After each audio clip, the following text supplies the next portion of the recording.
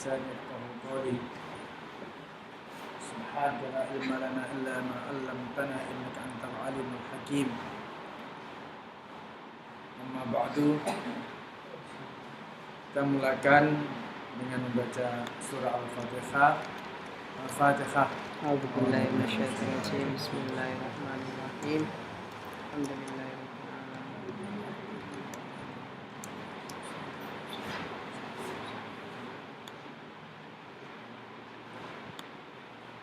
Bismillahirrahmanirrahim. Halaman 41. Zuhud, cara paling berkesan untuk mengatasi dunia dan isinya.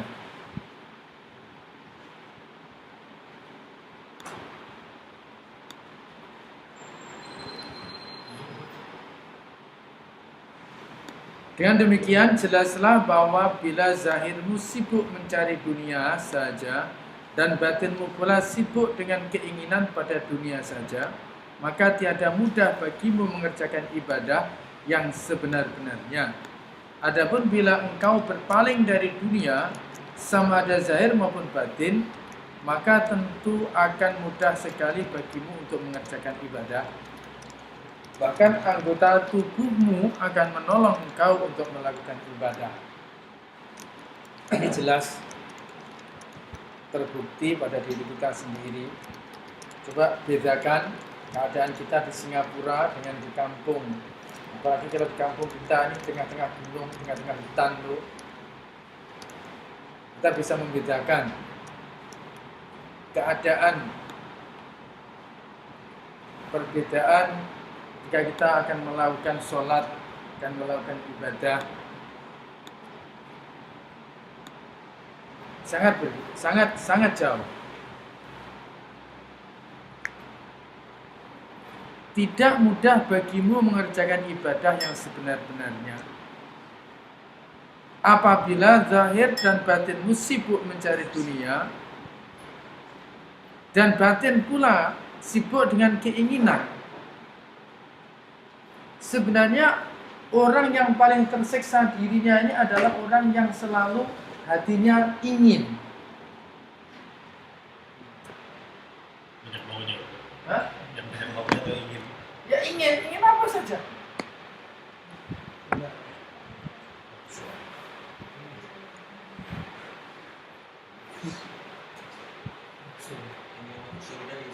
Hah? Iya, kalau ingin saja, kalau ada tak terlaksana, ingin aja. Termasuk itu adalah satu hal yang membinasakan.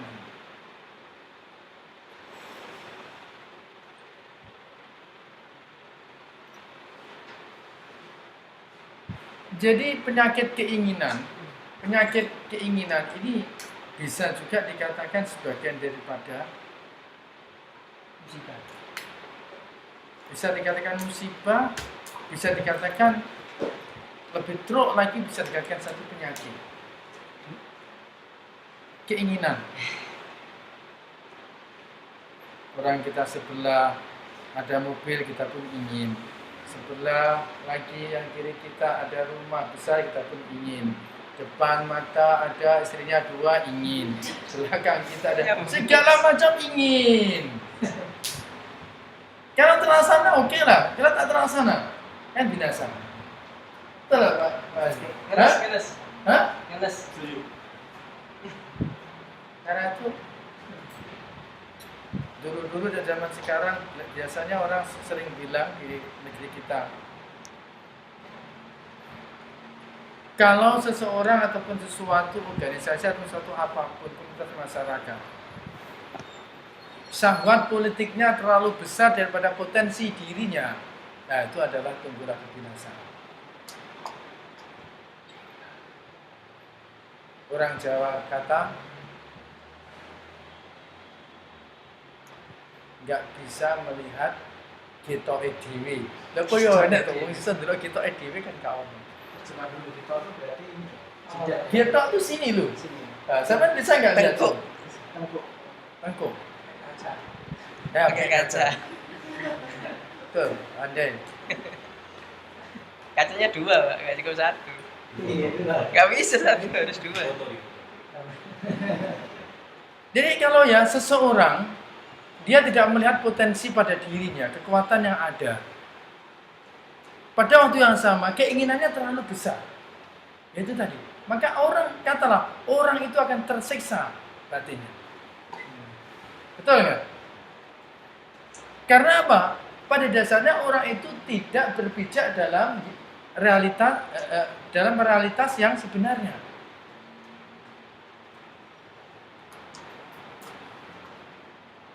Padahal sunatullah, ya, sunatullah sudah menjadi umum ya. Kalau anggur itu 1 kilo 3-4 dolar. Ini sunatullah umum. Tapi kalau itu dijual 1 kilo 100 dolar, ada yang mau nggak? Ada yang mau nggak? Kalau kata Pak Tarik tadi, ya ada kalau orang itu butuh. Mau itu. Hah? Ada. Kalau orang itu butuh dan tidak ada selain itu. Ya.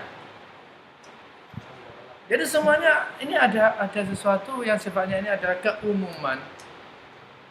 Ya, aghlabiyah. Sesuatu yang umum. Nah, dari sini juga hendaklah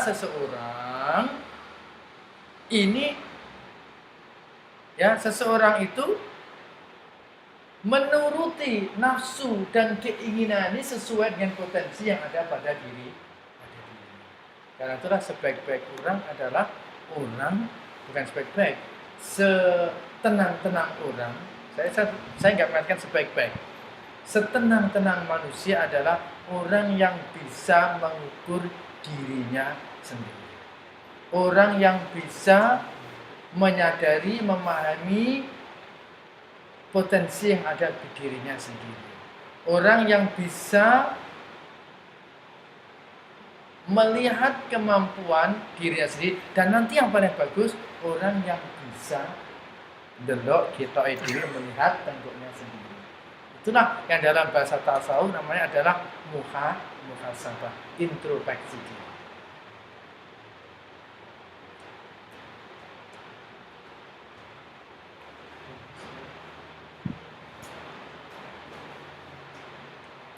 Telah diriwayatkan oleh Sayyidina Salman Al-Farisi bahwa beliau berkata, sesungguhnya seorang hamba Allah, jika ia zuhud terhadap dunia, maka bersinarlah hatinya dengan hikmah, dan anggota tubuhnya tolong-menolong untuk mengerjakan ibadah. Inilah uraian mengenai kesempurnaan dan keagungan. Ya, Salman Al-Farisi terkenal seorang sahabat yang ahli fikir, ahli strategi, ya. Karena itulah sampai Rasulullah SAW, Salman min ahli baiti, Salman Al-Farisi ini sebagai ahli bait ataupun keluarganya Nabi. Kita lihat sejarah Salman dari Parsi ke Mekah mencari Rasulullah SAW untuk memasuki agama Islam. Kali-kali dia membuat analisa, membuat satu penelitian, akhirnya ketemulah pada baginda Rasulullah SAW. Sampai dia menjadi sahabat ketika perang Hunain, perang Parit, maka dia juga akhirnya yang memberikan saranan kepada Nabi agar Rasulullah SAW membuat satu keran tenaga untuk memagari Madinah ini dengan parit. Dikenal dengan perang parit, perang Khandaq.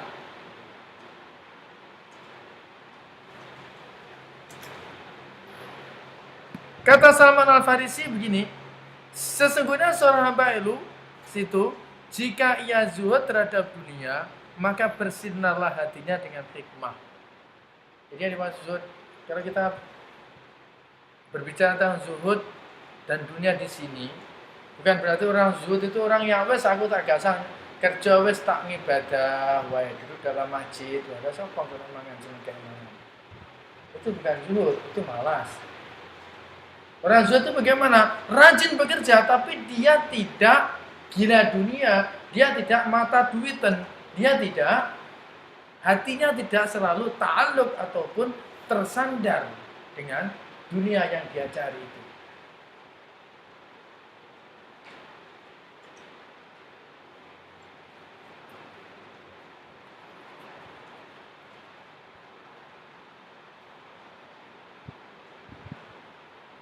Susah loh. Kalau zuhud itu susah. Nak menerapkan untuk zuhud itu susah.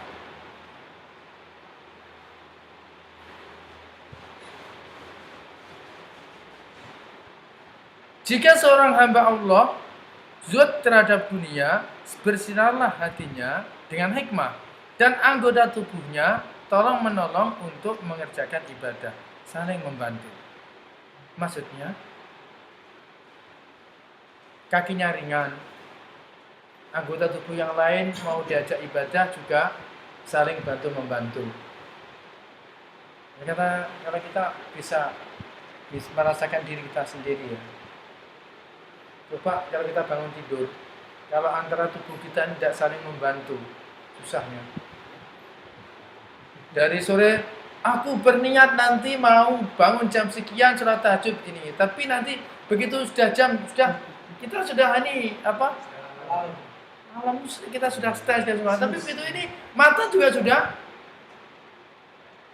sudah melek. Tapi kenapa berat? Karena anggota yang lain tidak mau membantu. Betul.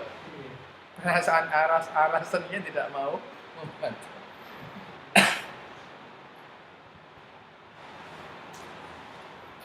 Mau sholat sunat, hati mau, ingin ya melihat fadilah sholat sunat begini, fadilah begini. Hati iya, niatnya itu iya. Namanya keinginan baik. Sebenarnya sunatullah bahwa setiap hati manusia itu ada potensi untuk melakukan kebaikan, kan begitu ya. Tapi anggota badan yang lain itu loh nggak mau diajak. Kenapa? Tidak ada kerjasama di antara satu dan yang lain. Kenapa?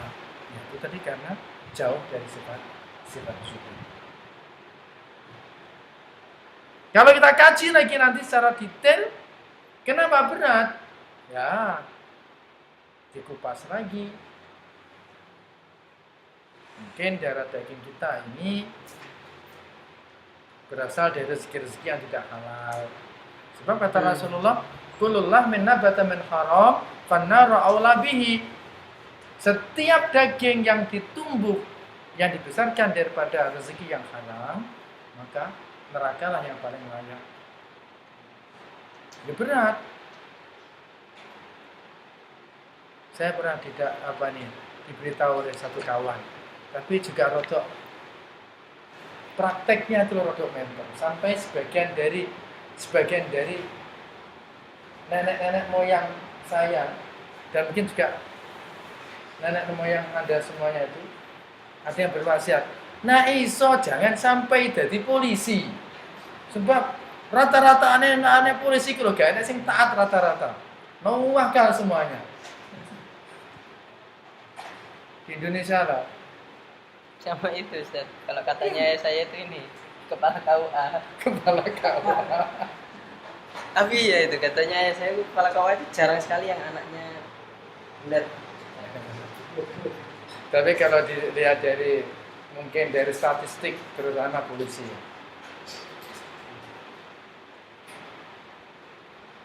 Kemarin baca Kompas itu kepala Kemenak Madura Bangkalan.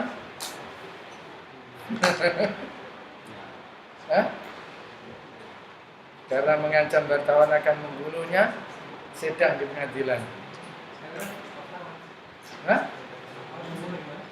Mengancam wartawan akan dibunuh. Ya.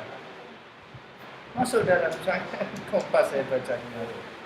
Kepala Kemenak Bangkalan. Nah ini kaitannya dengan rezeki. Kalau rezeki seseorang ini sudah tidak halal, bagaimana tubuh badan kita yang dibesarkan daripada rezeki itu akan mudah, akan ringan untuk melakukan ibadah. Pasti berat.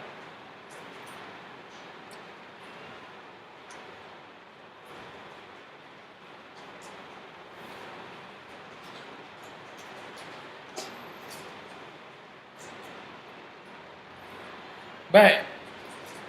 Kita lanjutkan. Bismillahirrahmanirrahim. Sebab kedua yang mendorong seseorang kepada zuhud ialah karena zuhud itu memperbanyak harga dan menjadikan tinggi nilai sesuatu amal.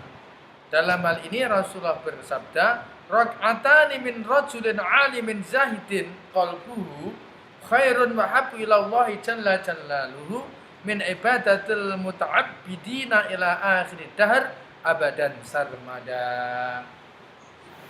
Luar biasa ya.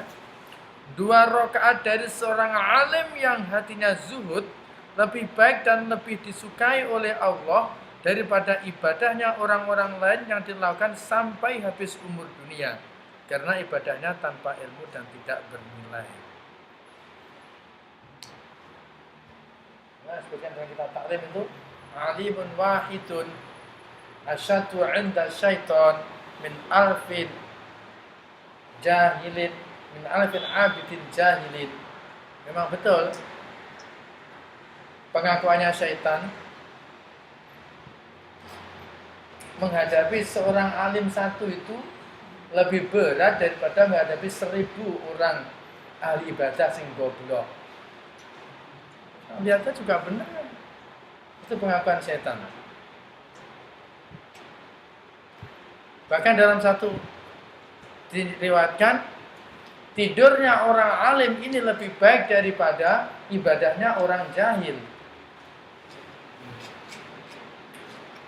Nah, orang alim kalau tidur, ya tidur, tapi kan tidurnya kan akan menjadi ibadah. Nah, orang jahil yang ibadahnya kan tidak ada gunanya.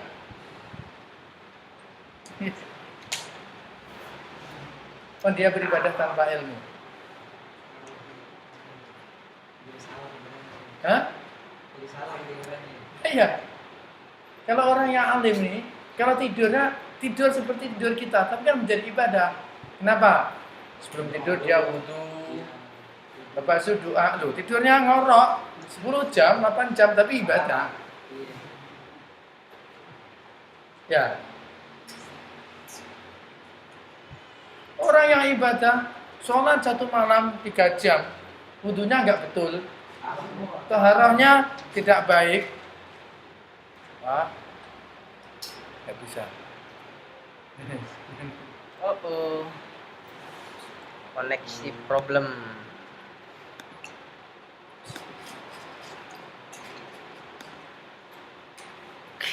Gak apa-apa, lanjut aja. Ya, baik. Apabila ibadah boleh lebih mulia dan lebih banyak pahalanya dengan zuhud, maka wajiblah ke atas orang-orang yang ingin beribadah yang sebenar agar berzuhud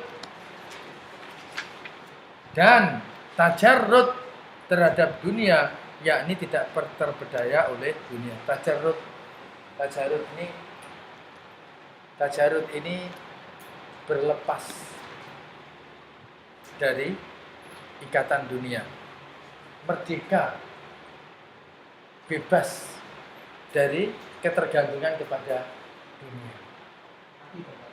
Enggak, yang terlepas kok.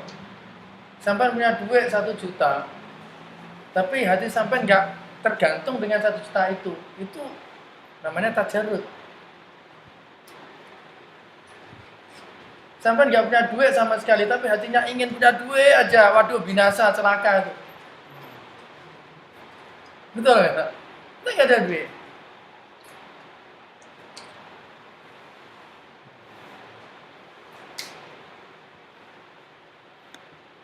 Orang tua-tua dulu kadang-kadang berkata begini, rezeki itu ada kalanya dicari, tapi ada kalanya rezeki itu mencari orang. Percaya enggak? Percaya enggak? Rezeki ini ada kalanya kita cari, tapi ada kalanya kita enggak mencari tuh rezeki datang.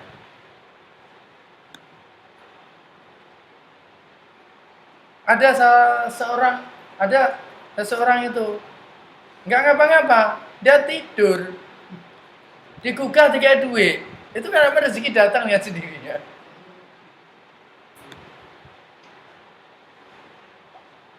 Gak usah jauh-jauh. Dulu ini selalu tidur di Masjid Alim Sidik. Digugah, kon mangan. Itu rezeki kan datang, kita nggak nyari. Betul nggak? Orang tidur, digugah suruh makan. Ada sebagian orang yang mencari makan pun tak dapat. Ya, betul kan?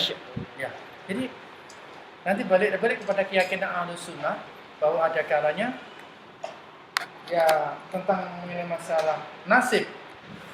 Ada kalanya sesuatu itu memang sudah ditentukan oleh Allah, tapi ada kalanya sesuatu itu ta'alluq. Dia tertakluk, dia digantungkan, disyaratkan dengan iktisab, dengan usaha ikhtiar manusia. Barulah nanti kita akan dapat mempunyai keyakinan akidah yang benar. Nah, itu. Sesungguhnya sikap zuhud bukan hanya untuk keselamatan akhirat saja, tetapi juga untuk keselamatan dan kebahagiaan dunia yang semurni-murninya. Karena dengan zuhud tidak akan ada orang yang melakukan kejahatan, seperti pecah amanah atau mementingkan diri sendiri. Dengan demikian akan timbul kemajuan-kemajuan di dunia yang murni sekali. Dan dengan zuhud tidak akan ada orang yang meremehkan urusan-urusan penting yang dapat membuat kemajuan dunia seperti urusan sains, teknologi, ekonomi, sosial, dan lain-lain. Betul. Orang yang zuhud itu mana mau pecah amanah, mana mau korupsi, mana mau menipu, tidak ada.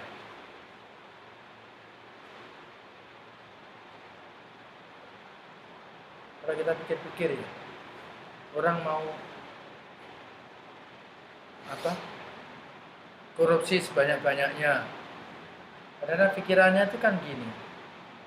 Mumpung saya masih menjadi ini. Nanti kalau nggak begini nanti kapan lagi? Kapan lagi? Ataupun mungkin dia terpikir, mumpung saya masih jadi ini, anak aku nanti biarlah begini-begini.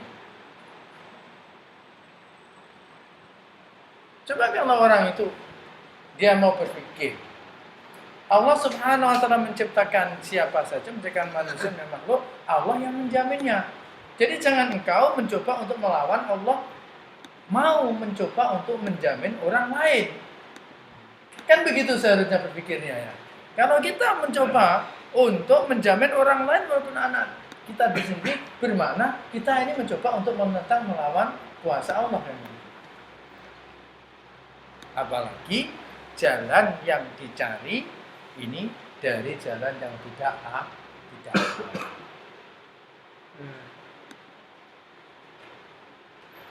Jika engkau bertanya, apakah mana dan hakikat zuhud? Maka ketahuilah bahwa zuhud itu menurut ulama ada dua, yaitu zuhud yang mampu dikerjakan oleh hamba Allah dan zuhud yang tidak mampu dilakukan oleh hamba Allah. Zuhud yang mampu dikerjakan ada tiga. Tiada mencari isi dunia yang ia tidak dimiliki, membahagikan isi dunia yang terkumpul padanya, dan tiada menghendaki dunia dalam hatinya, serta tiada mengikhtiarkannya. Adapun zuhud yang tidak makdur, yakni tidak mampu dilakukan, maka ianya merupakan satu bentuk ketenangan di dalam hati seseorang yang zuhud. Ya. Berbelit-belit gini ya, minum. Nah, kalau bingung itu berarti belajar lah. Kalau bingung ini berarti ngaji. Kalau nggak bingung, nggak ngaji ini. Ayat ini, agak bingung. Hah? Yang ada gitu kan saya. Ya. Bahasa lama.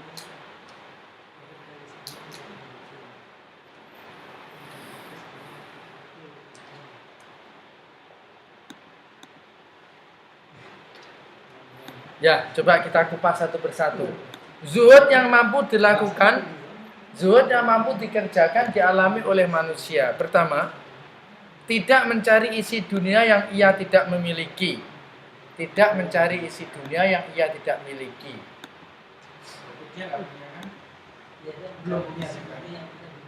Ya. Dan dia tidak mencari.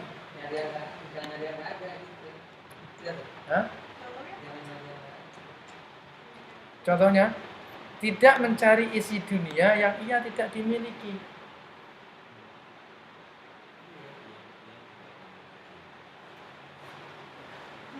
Pasti bingung. Iya, iya tidak. Itu maksudnya barangnya nggak punya atau kita ada cuman kita nggak punya atau Belum punya sih, kalau itu belum punya. Pengen gitu. berarti nggak usah pengen gitu ceritanya. Coba bandingkan dengan yang kedua. Membagikan isi dunia yang terkumpul padanya. Dia punya duit, dia punya harta, tapi diberikan kepada orang lain. Ini yang poin yang kedua. Dan yang ketiga, tidak menghendaki dunia dalam hatinya, serta dia tidak mengikhtiarkannya.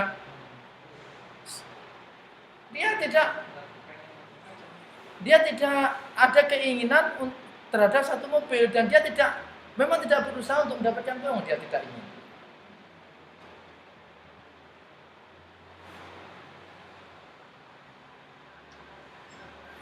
Tidak mencari isi dunia yang ia tidak dimiliki.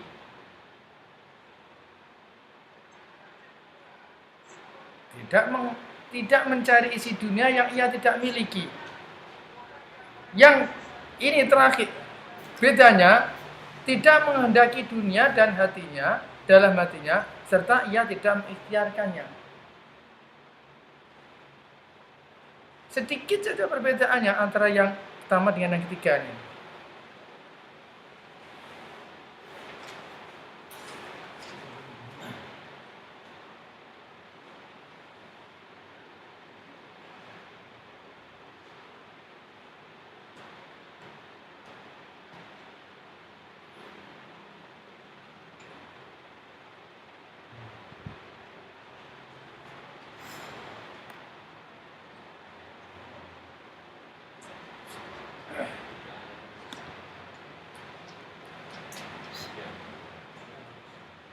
Tadilah dalam mukadimah tadi ada seseorang yang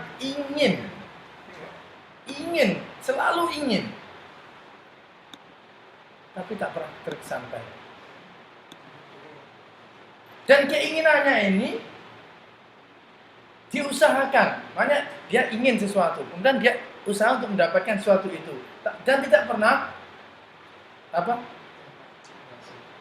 tercapai keinginannya.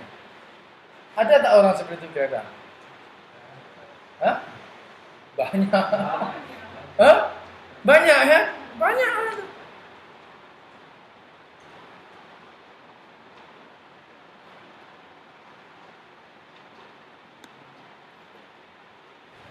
Ustaz, mau klarifikasi ini.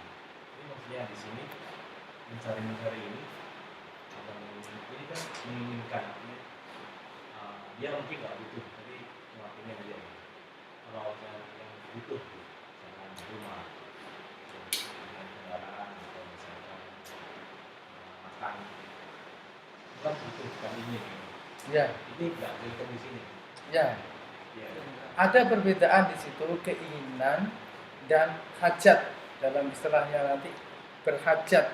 Siapalah namanya manusia yang tidak berhajat dengan dunia, tidak mungkin. Sebab dia hidup. Betul? Betul kan? Jadi berhajat ataupun butuh dengan keinginan, ini perbedaannya nampak sedikit saja. Karena itulah zuhud ini bukan berarti seseorang itu tidak berhajat pada dunia, sebab tidak mungkin. Kenapa? Karena adanya akhirat itu disebabkan adanya dunia. Bagaimana orang langsung bisa ke akhirat tanpa dunia? Ya, nggak mungkin kan? Jadi hidup dulu kan baru mati kan gitu. Hidup dan mati itu mana dulu toh? Hah? Setahu saya hidup dulu baru mati. Hah? Setahu saya hidup dulu baru mati. Tapi kata-kata Sayyidina Ali, apabila orang itu mati, maka barulah mulai kehidupan yang sebenarnya. Iya. Kenapa? Karena kehidupan di dunia di alam maya ini semuanya ini adalah tidak hakiki. Anda pernah mendapatkan keadilan di dunia? Tidak akan ada keadilan yang hakiki di dunia. Apalagi kebahagiaan. Makanya Imam Ali berkata, kalau Anda mencari kebahagiaan di dunia, berarti Anda mencari sesuatu yang tidak wujud. Sebab kebahagiaan yang hakiki yang sebenarnya ini hanya ada di akhirat, tidak akan ada di dunia. Pengantin baru nggak percaya, Ustaz. Katanya ada surga di dunia katanya. Pengantin baru misalnya. Enggak lagi. Ayo, coba bandingkan kebutuhan dengan keinginan. Itu tadi hajat. Jadi begini ya, kalau hajat, kebutuhan ini lebih kepada prasyarat seseorang hidup. Betul? Ya. Betul? Kebutuhan. Tapi kalau keinginan itu belum tentu. Dan sebab orang akan selalu ingin saja tapi tak pernah terlaksana. Keinginan ini lebih abstrak daripada kebutuhan. Makanya kunci persoalan tentang zuhud ini adalah bagaimana meletakkan hati seseorang ini terhadap nafsu keinginan pada selain Allah Subhanahu wa ta'ala. Semakin tinggi ataupun semakin besar keinginan hati seseorang terhadap selain Allah terhadap Allah, maka dia akan semakin tidak bahagia dan semakin binasalah orang tersebut. Buktikan. Jadi semakin besar ya keinginan hati seseorang terhadap selain Allah ataupun selain akhirat, maka semakin terdedahlah seseorang itu terhadap kesengsaraan. Sebaliknya, semakin besar ya tawakal seseorang ini kepada Allah Subhanahu wa ta'ala, maka semakin lebarlah pintu ketenangan seseorang itu. Betul nggak Pak Azmi? Semakin besar tawakal seseorang, maka semakin lebarlah pintu ketenangan hati. Dan semakin besar keterikatan kita terhadap selain Allah, maka semakin besarlah masalah orang itu yang akan dihadapi.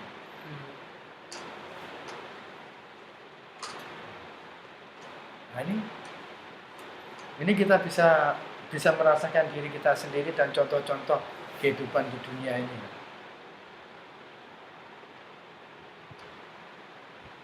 Karena itu nanti ya, rumus orang tenang, orang bahagia di dunia ini, ya apabila orang ini betul-betul merdeka, betul-betul terbebas daripada unsur-unsur selain Allah. Sebab kalau dia ini sudah yakin benar, dan sudah tawakalnya luar biasa kepada Allah, pasti Allah tidak tinggal diam. Karena itulah salah satu doa kita, wala takilni, jangan engkau ya Allah biarkan diriku min tarfi ainin, walaupun sekedip kedip mata. Artinya kita mau segala gerak-gerik kita, segala persoalan kita, segala kehidupan kita, semua urusan kita ini sentiasa dipandu, dilihat, dikendalikan oleh Allah Subhanahu wa taala. Sampai Allah membiarkan diri kita untuk beraksi sendiri.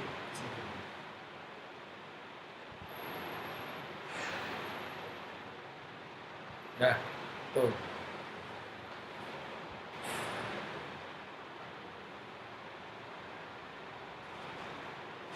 Adapun zuhud yang tidak makdur, yakni tidak mampu dilakukan, maka ianya merupakan satu bentuk ketenangan di dalam hati seseorang yang zuhud. Nah, ini hanya para anbiya dan para Rasul Allah Subhanahu wa taala saja yang mampu. Manusia biasa tidak mungkin mampu.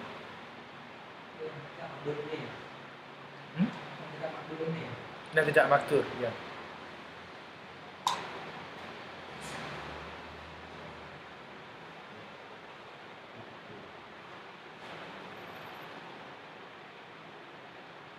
Ya, kita ini sebentar di bawahnya. Bila seseorang dapat melakukan zuhud yang makdur, yaitu tidak menuntut dunia yang tidak ada padanya. Tidak menuntut dunia yang tidak ada padanya. Sebab kebanyakan orang ini menuntut ataupun mencari sesuatu yang tidak ada padanya. Yang ada padanya kan sudah ada padanya, kenapa harus dicari kan gitu? Hah?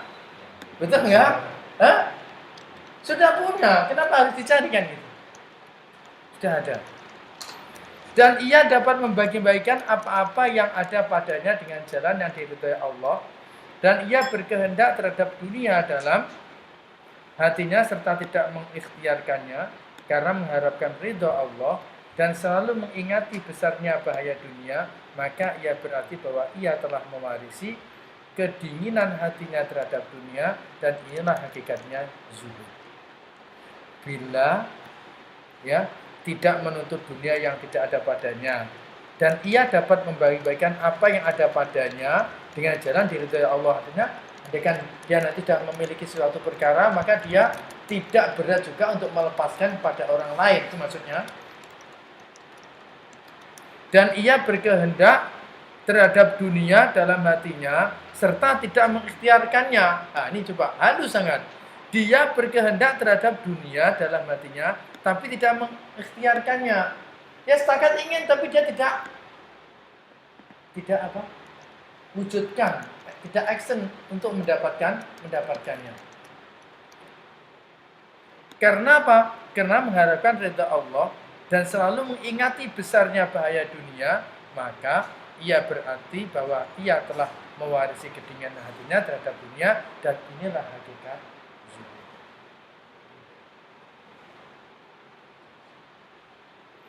Oh, ternyata susah ini. Nah, sekarang ini banyak orang memahami zuhud ini yang salah, kan? Salah satunya memahami zuhud ini, zuhud diartikan enggak bekerja. Akhirnya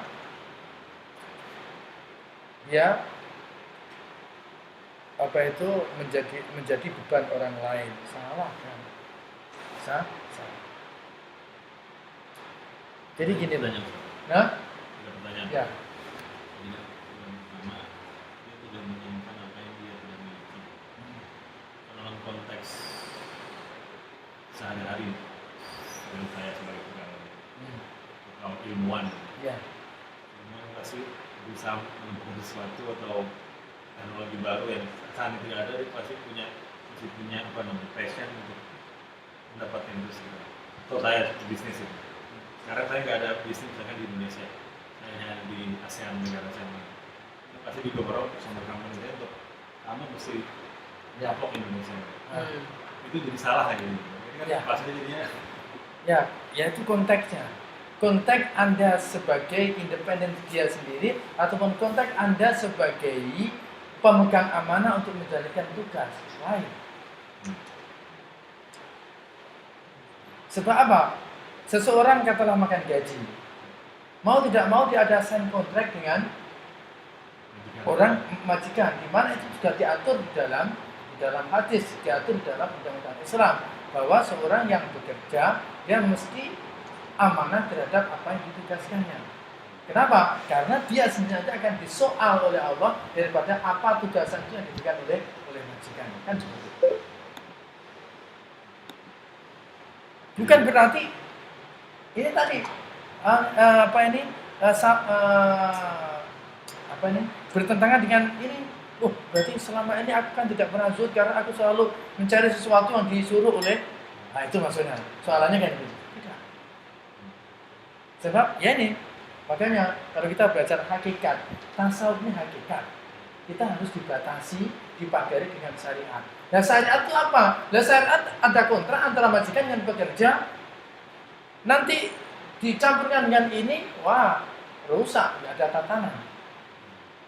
Inilah biasanya kadang-kadang orang yang hanya mementingkan hakikat, maka dia muamalah interaksinya kepada sesama manusia, dia akan hancur kalau dia nggak pandai-pandai menjaga dua-dua sisi. Nah, itu bahaya. Karena itulah maka saya teringat dengan nasihat Imam Malik rahimahullah, man tafaqqaha wa lam yatasawwaf, man tafaqqaha wa lam yatasawwaf faqad fasaqa, wa man tasawwafa wa lam yatafaqqah faqad zandaqa. Barang siapa yang hanya mengambil sisi hakikat sisi tasawuf saja tanpa dipagari dengan syariat, dengan hukum fikih, maka orang itu akan menjadi fasik.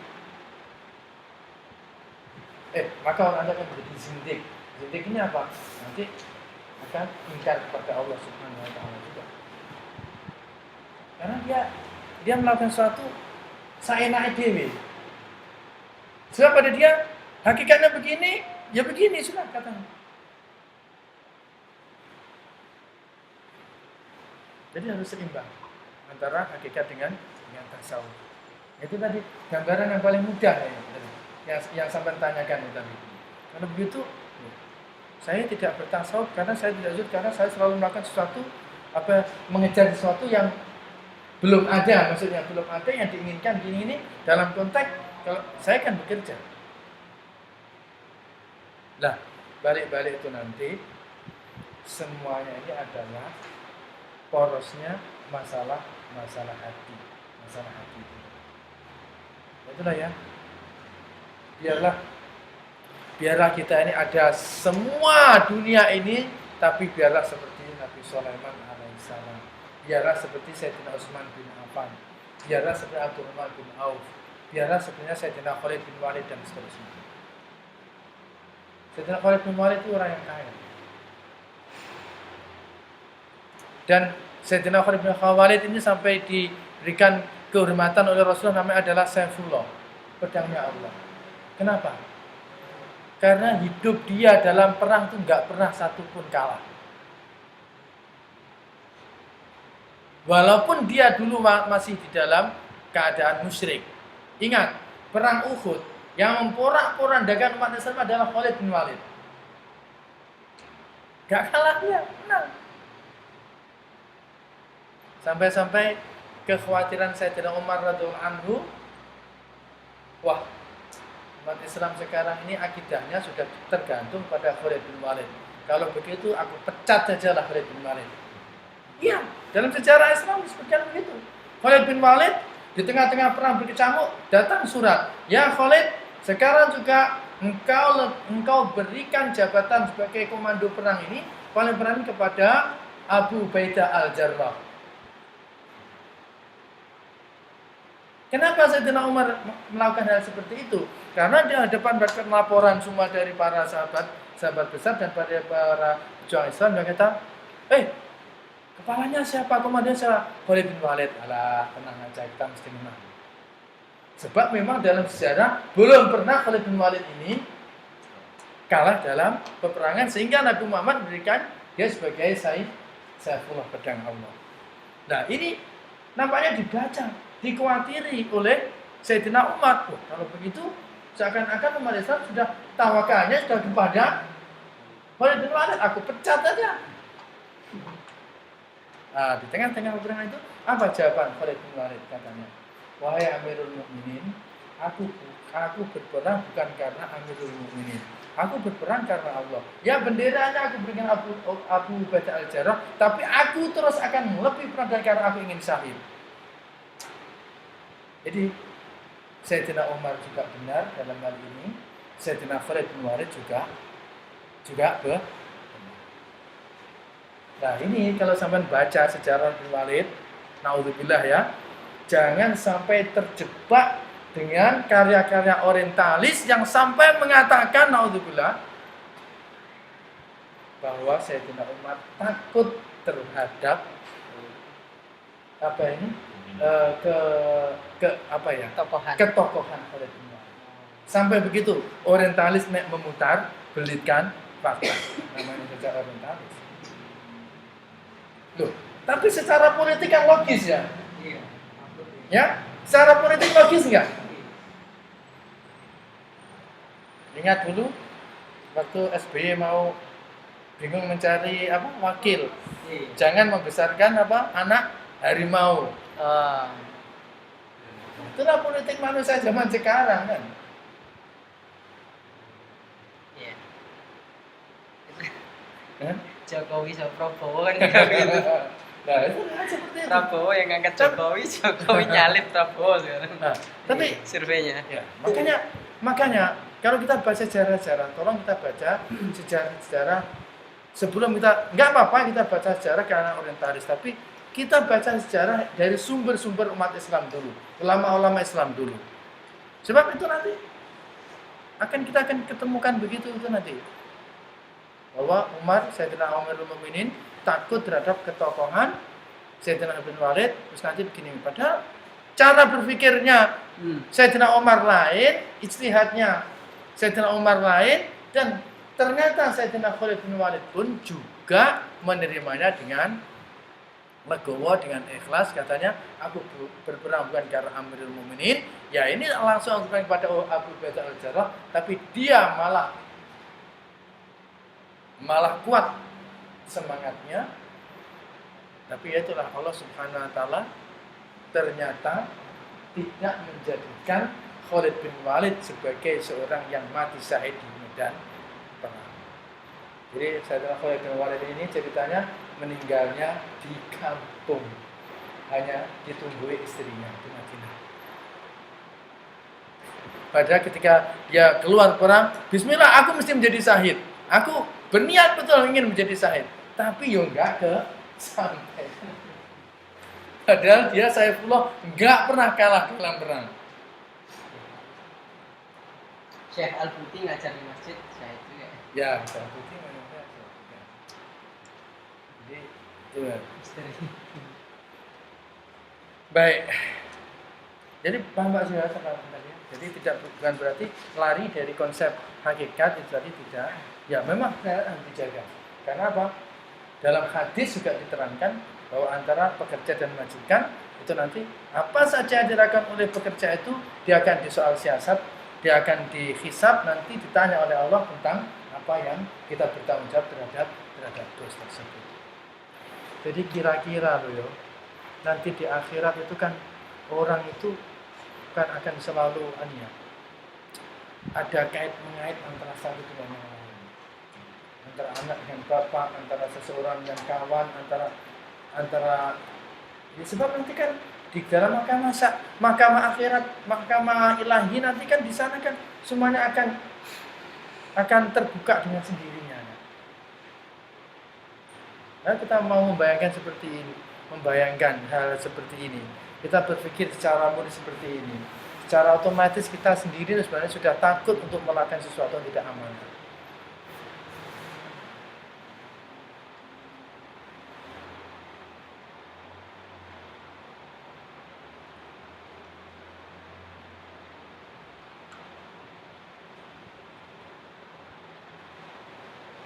Ya, selanjutnya hendaklah dimaklumi bahwa yang paling sukar daripada yang tiga macam itu ialah tentang jenis zuhud yang mempunyai pengertian tidak adanya keinginan dalam hati terhadap dunia. Gila, yang paling susah. Tak minat, tak ingin terhadap dunia. Padahal ya, umumnya manusia ini dia selalu bernafsu terhadap dunia. Tapi tidak mempunyai rasa ingin terhadap dunia, ini yang paling tinggi. Yang paling tinggi nilainya.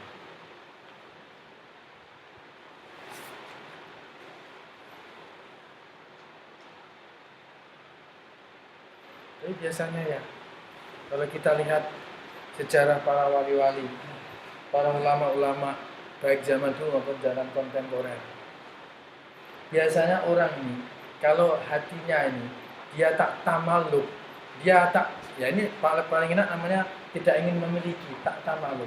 Ini malah namanya dunia, harta itu loh, dia mengejar pada orang itu. Kebanyakannya begitu.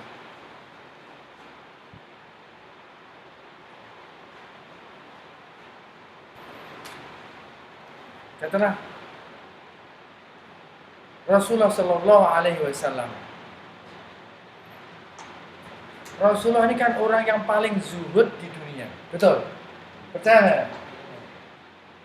Tapi jangankan makhluk, jangankan para sahabat, malaikat pun menawarkan bukit Uhud akan dijadikan emas, betul? Kenapa? Rasulullah ini tak pernah tamaluk. Rasulullah ini tak pernah sedikit pun ada dalam hati untuk memiliki dunia. Padahal dia orang paling kaya Rasulullah. Karena tak paling kaya, bagaimana bisa mengatur seluruh dunia, perang selalu menang? Apakah orang perang itu tanpa Allah? Ya Pak Zul.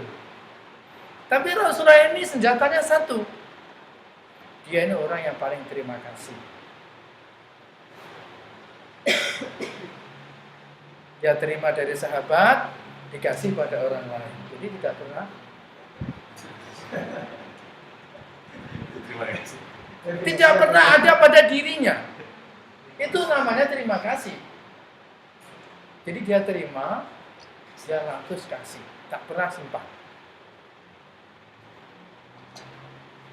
Nah, umat Nabi Muhammad yang nanti mampu melakukan seperti ini, itulah orang yang paling tenang.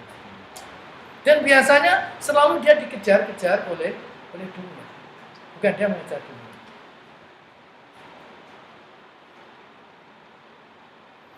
Kalau kita baca sejarah Syekh Abu Hasan As-Sadali, pendiri tarekat As-Sadaliyah, dia ini dalam satu zawiyahnya minimal kan dia ini memberikan makan hampir 6.000 santrinya, pelajarnya.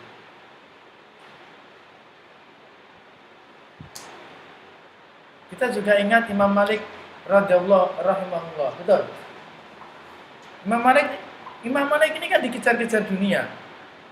Tapi dia tidak pernah tamaluk. Dia hatinya tidak terpedaya terhadap dunia itu. Karena itu maka Imam Syafi'i sebagai muridnya juga dikasih duit suruh belajar di tempat lain. Itulah para ulama-ulama zaman dahulu. Maka di sini saya ingin bertanya pada Anda sekalian. Ada dua perkara dalam hal dunia ini. Namanya adalah tamaluk, yang kedua adalah intifa. Mana yang Anda pilih? Hah? Tamaluk ini adalah memiliki. Intifa ini adalah menggunakan. Anda lebih suka memiliki tapi nggak bisa menggunakan, ataupun Anda hanya menggunakan walaupun nggak memiliki?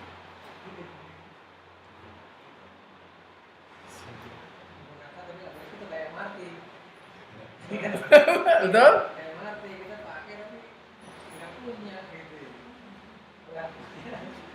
Apa yang mati? Kita mati kemana nggak punya kita.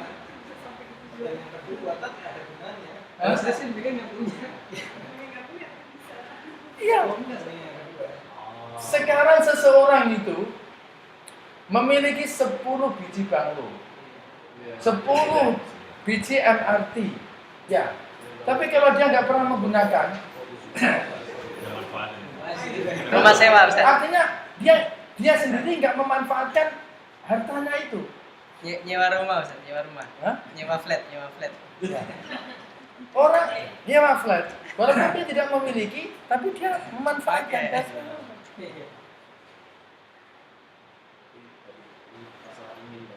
Ya, balik tadi di situ.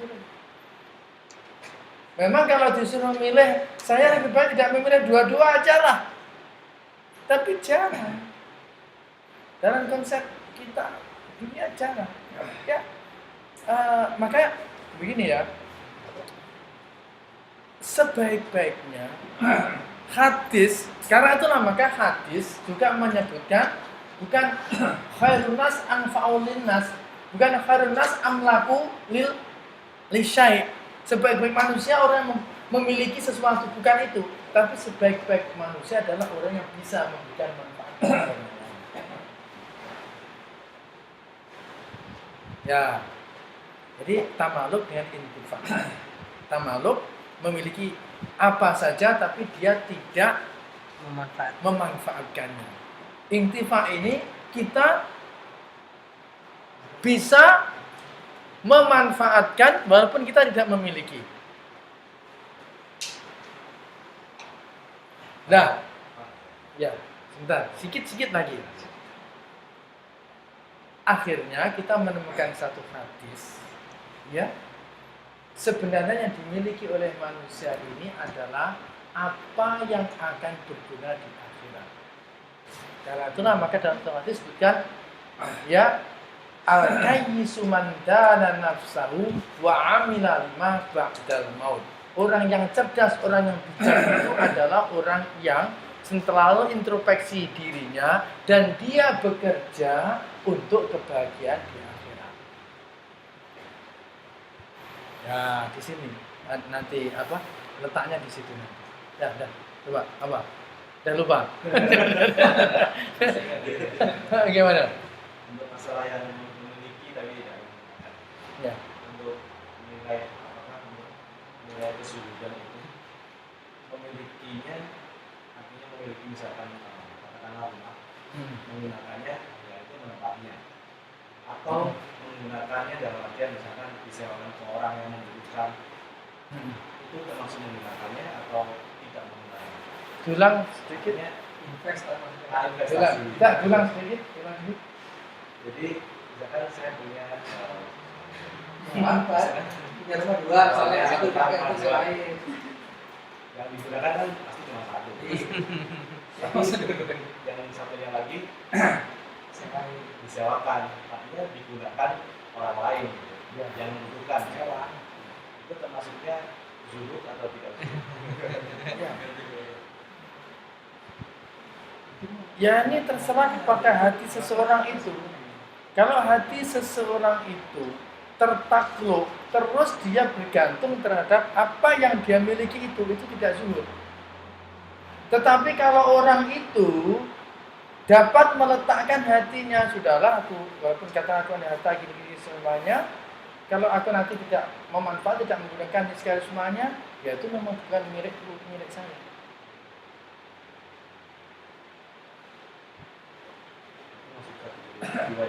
Ya, membagikan isi dunia.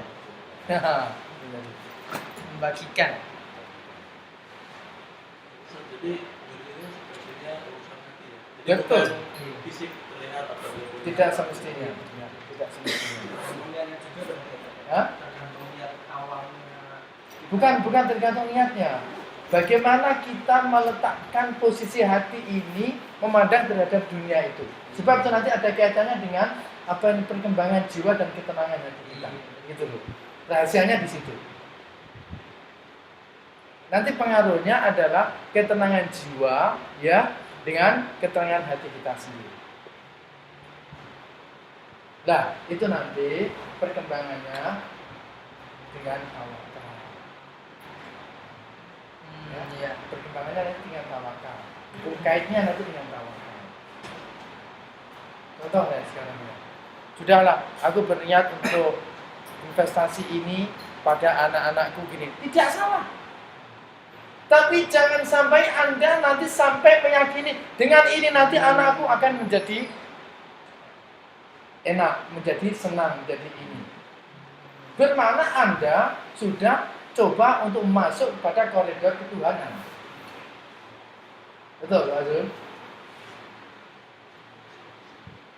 Tapi Anda seharusnya, aku bekerja untuk anak ini sebagai salah satu tanggung jawab saya sebagai orang tua yang punya Allah Rasul, mencari satu rezeki yang halal. Adapun misalnya di tengah jalan ataupun apa-apa tidak sampai kepada anak-anakku, tawakal Allah. Misalnya di tengah jalan dirampok orang, dalam sekerat jalan dikibulin oleh kawan, kan ada kawan ya, terus gini-gini tahu-tahu dikibulin kawan sendiri, ada. Nah, ini kalau kita tidak tawakal, stres, depresi akhirnya bisa gila juga kan, betul lah. Nah, makanya sebenarnya tentang teori zuhud dan apa ini mengenai masalah hati ini adalah untuk diri kita sendiri. Balik-balik, tidaklah kita melakukan satu kerja-kerja ini setakat sekedar kita ini menjalankan perintah Allah Subhanahu wa taala. Menjunjung tinggi kewajiban ya Allah, Engkau menyuruh kami untuk bekerja, untuk mencari rezeki yang halal untuk anak, istri dan semuanya, dan juga menyimpan investasi semampunya. Ya terserah pada Engkau. Kalau itu nanti Engkau takdirkan itu akan baik kepada anak istri kami, ya jangan. Terus jangan. Kalau mungkin itu lebih baik di tengah jalan misalnya dengan cara yang lain, ya Allah. Sebab gini ya, contohnya ya, kalau kita ini tidak tawakal betul-betul kita serahkan semuanya kepada Allah, kita rancang. Aku ada ini simpanan 100.000, 10.000 untuk anak pertama, untuk yang ini untuk ini untuk ini. Sudah diurus setata semuanya. Misalnya, kalau doa kita, harapan kita kepada Allah tidak yang terbaik, yang bermanfaat, paling bermanfaat. Mungkin bisa jadi kita sudah mati, 10.000 ada pada anak belum waktunya dia menerima uang 10.000 itu, malah anak jadi nakal.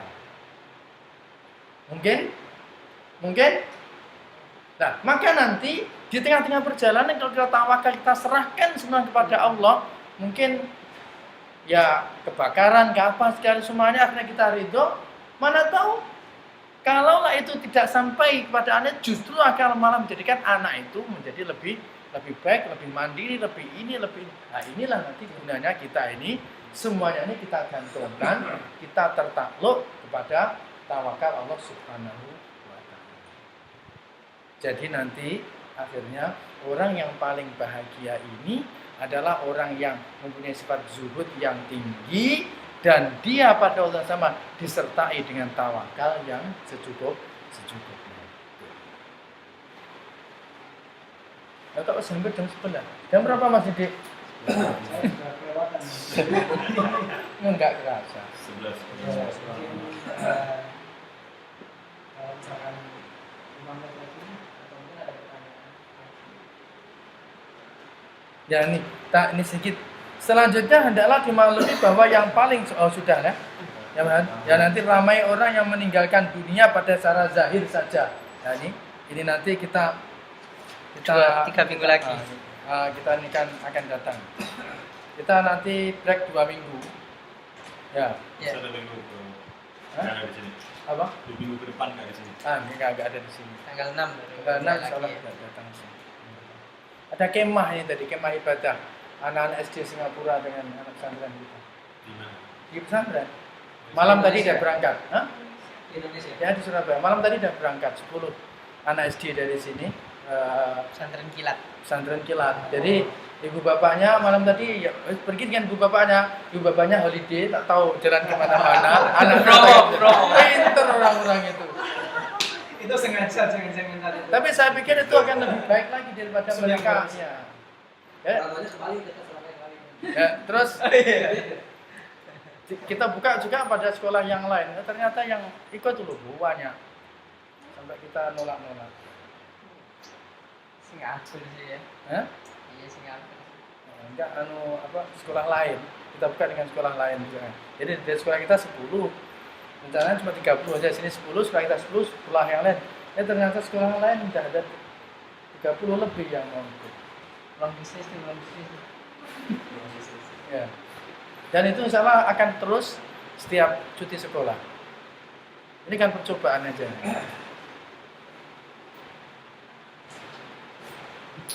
Bawa ke Rembang. Nanti hari Selasa Syekh Ahmad Sa'ad pun mau datang ke pesantren. Aku ketemu sama bos sekolah. Ya. Nanti bulan puasa tak di sini. Oh, bulan. Ya. Bulan puasa saya di sini Sebulan. awal 13 hari, terus balik ke pesantren, terus seminggu sebelum hari raya. Hari raya di sini, hari raya di sana. Hari raya di sana. Malam hari raya pulang. Malam hari di sana. Selalu malam hari raya. Malam hari raya balik. Jadi saya tanggal 6 itu kan 2 hari sebelum puasa ya. Itu saya datang sampai 13 puasa.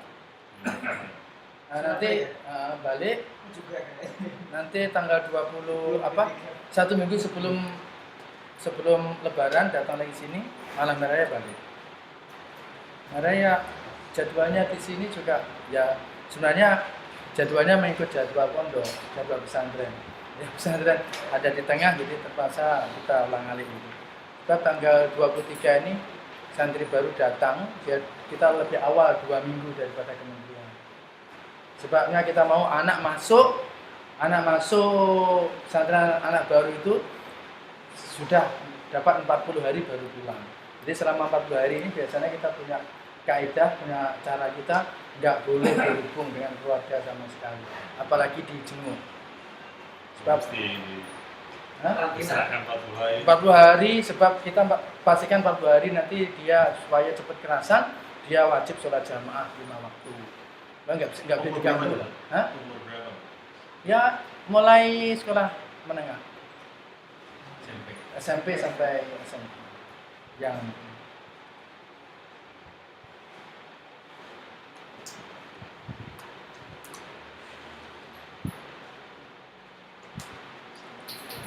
Oke, ada ini soalan tidak? Ada soalan-soalan? Sangat jawab semua.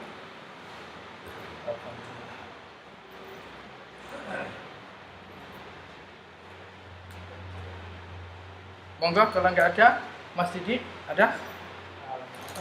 Oh ya, tadi kan kata-kata supaya bisa tawakal. Gimana caranya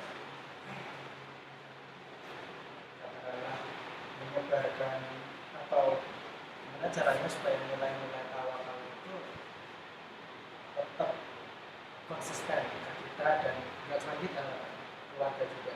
Kan namanya orang sebenarnya itu. Iya. Dan memang terus iman itu kan naik turun. Al imanu yazidu wa yanqus. Ada kalanya iman ini grafiknya ada kalanya naik, ada kalanya turun. Terus gimana caranya saat orang jaga konsentrasi, gimana caranya supaya menyebarkan semangat untuk tawakal itu minimal setidaknya ke keluarga. Ya. Ya, satu adalah kita memberikan contoh yang baik, dan yang kedua yang paling penting adalah kita jangan sampai terlepas dari nasihat-nasihat. Karena itulah disebutkan juga kalau orang itu tidak pernah dengar nasihat, confirm dia hatinya akan semakin keras, semakin batu, semakin keras. Karena itulah maka rahasianya bahwa setiap Jumat itu, Jumatan itu kan nasihat kan. Selalu nasihat biar apa? Ya biar tawakalnya itu juga istiqomah, imannya itu juga istiqomah, dan seterusnya. Jadi salah satu ikhtiar yang lahir adalah jangan sampai kita terlepas dari nasihat-nasihat. Dan nasihat itu kan bisa kita menghadiri majelis ilmu, bisa kita membaca buku, bisa kita juga bertafakur, ya. Bisa kita juga sholat malam, bisa kita juga macam-macam cara untuk kita selalu mengaplikasikan yang namanya nasihat itu. Jadi namanya nasihat itu tidak terfokus kepada menghadiri pengajian, tidak. Termasuk kadang-kadang kita membaca buku, kadang-kadang kita bertafakur, ini sholat malam bukan bukan kita bermunajat. Itu adalah salah satu nilai-nilai yang harus kita pupuk terus. Karena itu senang kata lebih mudahnya bahwa kita balik kepada teorinya Imam Al-Ghazali dan juga Imam Al-Jauziyah, bahwa manusia ini terdiri dari zahir dan batin, roh dan jasad. Jasad itu makan, ya ini minuman, itu makanan, itu semuanya untuk memupuk supaya memastikan jasad kita sehat, kan begitu. Roh juga begitu. Roh itu ada makanannya. Makanannya apa? Yaitu tadi ilmu, amal soleh, ya, dengan nasihat dan sebagainya, supaya memastikan kita selalu istiqomah. Tanpa itu susah. Ada yang lain? Monggo.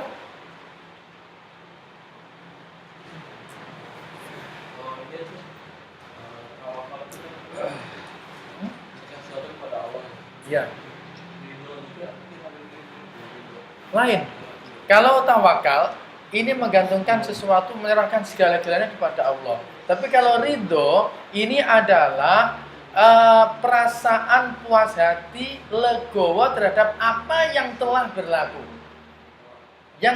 Jadi ketika seseorang ini berlaku mengalami sesuatu perkara, kemudian dia ridho, ya sudahlah, itu. Jadi ikhlas.